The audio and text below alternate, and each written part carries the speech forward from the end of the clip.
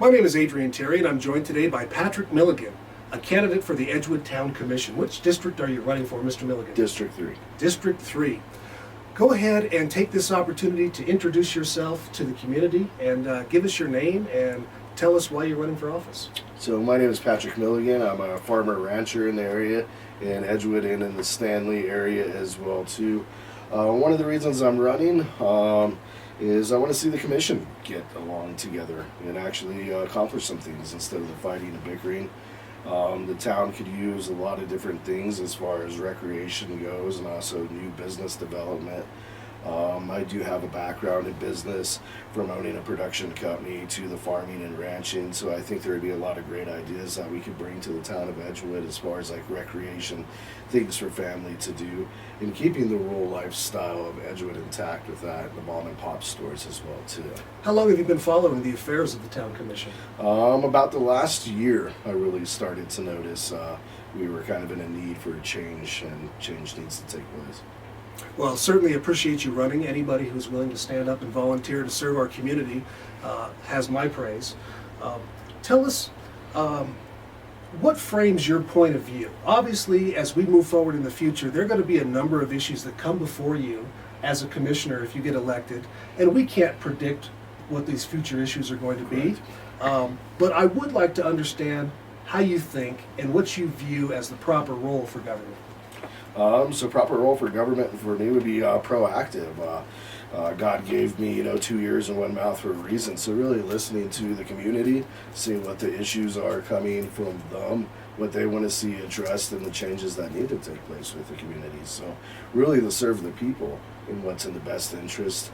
If that means working with committees that we put together to find out the best facts and makes those educated decisions for the town, then that would be one of the best routes, and to be proactive in that matter.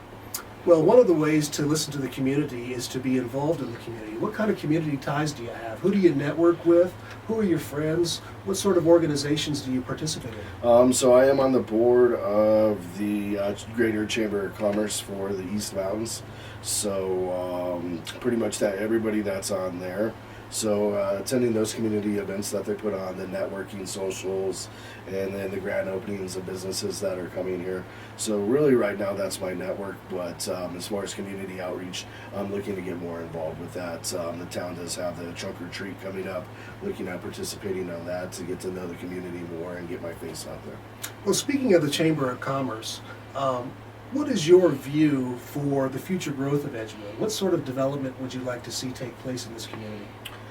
Bringing necessities that people need here that they don't necessarily have to go to Albuquerque or Santa Fe for, but not on a large scale growth. I don't want to see Edgewood become the next, Rio Rancho or Los Lunas, and keeping a lot of that growth, more mom and pop type things, more local businesses, and supporting the local businesses that are already here.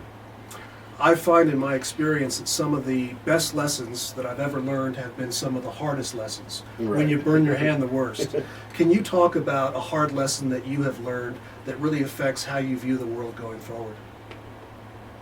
Putting trust into certain people. I'd say that would be some of the hardest lessons. Not everybody has your best interest at heart.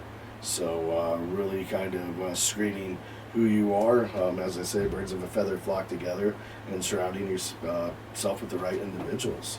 Well, that's an excellent answer, because part of your job as a policymaker at a legislature, as a town commissioner, if you get elected, is to manage and oversee the affairs of the local government. Do you think that you have a skill set that will help you to identify people who are good to staff and operate the town of Edgewood? Absolutely. Managing people throughout my career, through businesses, you really kind of get a knack for telling who's sincere, who's not, who's willing to put in the effort, and who has different motives behind certain things, or has personal gain to get out of stuff, or who's willing to go the extra mile and who's not. I'd like to talk about some of the pressing local issues of the day. There has been much discussion in Edgewood over the years about water and sewer. What sort of familiarity do you have with the issues as they exist today? More with water than sewer. I like to get caught up to speed on the sewer issues with businesses that are wanting to come out here and make sure that's sustainable. But the water quality that we have out here is just, everybody knows, is not the greatest. When I first moved out here, I think I killed 2 coffee makers trying to, make coffee, and just how much lime and minerals that are in the water. So definitely want to see about changing water quality, bring more drinkable water, depending on, working with other agencies, if it's privately owned companies or whatnot, to see what we can do to improve that water quality, or if we need to start bringing that from a different area. And I know another major concern in our local community has been roads and road improvement. Have you heard anything about that? Oh yeah, that's one of the number one things I hear from the public is roads, roads, and roads. Definitely roads need to be improved. I am glad that the equipment was purchased so we can actually start to see things get done. And I'm very much so looking forward to the roads getting paved and not having to wait as long for DOT and to cut through that red tape to make that happen. Well, I'm a man who lives in reality, and I understand that resources are limited. I wish I was a millionaire, but Right. I'm not. But even as an elected official, local governments have budgetary limitations. When you run into issues where there are multiple needs for the town, how do you intend to resolve the priorities which may be in conflict based on roads, wastewater? Seeing what's going to make the biggest impact for the community, what needs to be done at that time. Is it roads or is it water, and prioritize what needs to be done at that time and allocate those funds for what is necessary. Another thing that sometimes is unseen by many people are incentives and influences that come from outside agencies, oftentimes with funding attached to it. And some of these agencies that you're going to have to work with are not only on the federal level, but as well as the state level. Agencies like the Mid-Region Council of Governments or the New Mexico Municipal League. Do you believe that you will be able to reap a benefit from working with these outside agencies, while at the same time understanding that not everything they offer is good for this community? That's a great question. It really depends on what we're trying to achieve and what they're offering on what's going to take place with that. I would have to further get more information on that.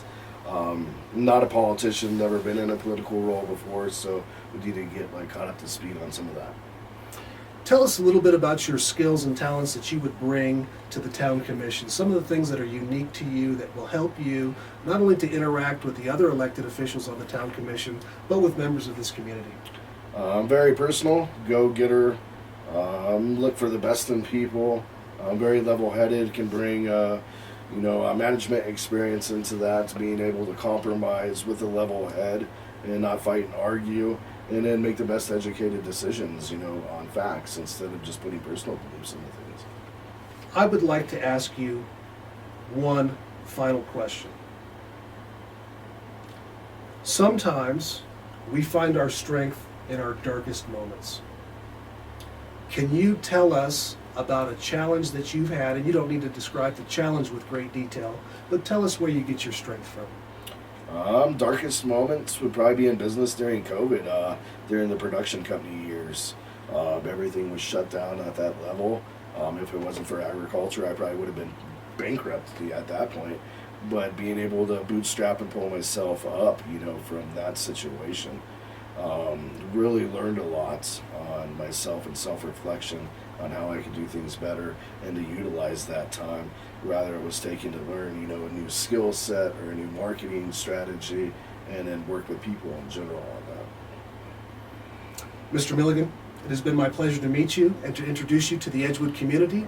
Thank you for your time. Thank Good you luck. for having me. I appreciate it.